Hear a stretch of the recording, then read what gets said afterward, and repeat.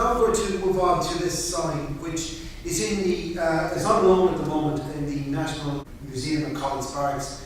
I suggest you go and see it because it's actually from the Royal Collection. It's part of the Imperial War Museum collection. It's on loan. On May the 1st, the Germans hung out 2 placards in front of the trenches occupied by the 8th Battalion of the Royal Ulster Fusiliers, each in turn imparting bad news to the Irish men opposite them. Irish men, heavy uproar in Ireland, English guns are firing at your wives and children. It's very interesting to note that the German sign writer here, the idiosyncrasies of English spelling are beyond him, because he spells the word wives as W-I-F-E-S. For men like Ridge, this was the first they heard about the rising. He wrote home, "We knew about the trouble in Ireland very soon as the Germans had put it on board in front of our trenches between Luce and Hull. The Germans also imparted bad news about one of the great British debacles of the First World War, the siege at Kut and the surrender of 13,000 British troops in modern-day Iraq to the Ottoman Empire, which occurred too on April the 29th, 1916. It's interesting to note that actually, in military terms, the Easter Rising was the least of the British worries that week. The siege at Kut was an absolute disaster for the British, and they lost 13,000 men. The roughly improvised signs were made from packing case timber nailed to a stake. The placards were shot up by the outraged Munsters who regarded them as taunts. The Limerick leader reports that these signs were subjected to, as they put it, a warm fusillade of bullets. They were an affront to men who had seen so many of their comrades die. Eventually, Lieutenant Francis Joseph Legan from Shanakeel, Cork City, and Lance Corporal Timothy Kent from Lismore County, Waterford, volunteered in their services to recover the signs. Both men were typical of Catholic influence to the British Army. Began as being a student at University College Cork. Kent was a part-time actor and forward with his local GAA club. Both were to die later in the war. So the regimental historian of the Royal Dublin Munster Fusiliers, Captain Stuart McCann, wrote of the capture of the sign. The battalion replied to these by singing God Save the Queen, and on the night of the 10th at 1 a.m, Lieutenant F.J. began and the party went out on patrol, cut their way through the enemy lines, strafed the Huns and captured both placards.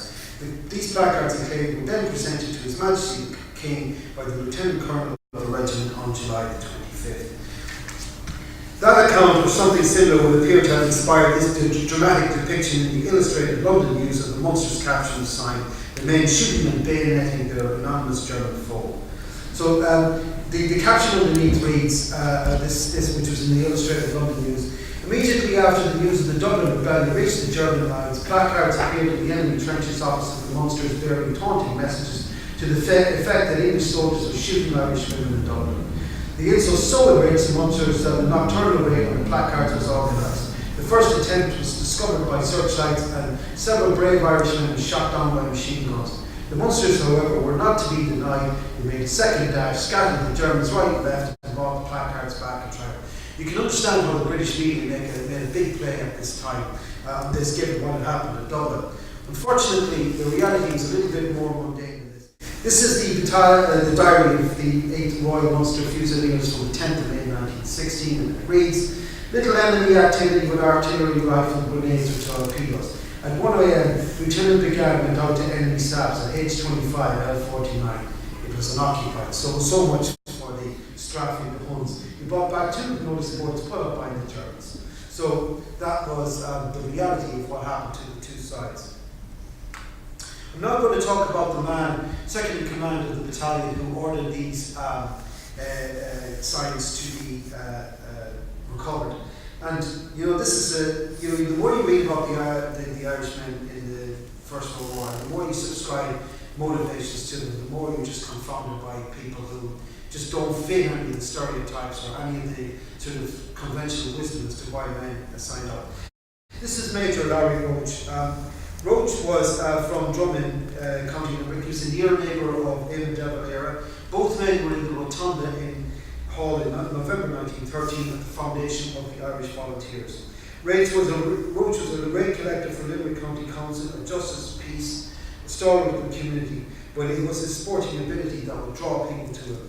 Roach was one of my boyhood heroes, a man of magnificent physique, the prominent Republican and future Irish government minister Sean Moylan remembered.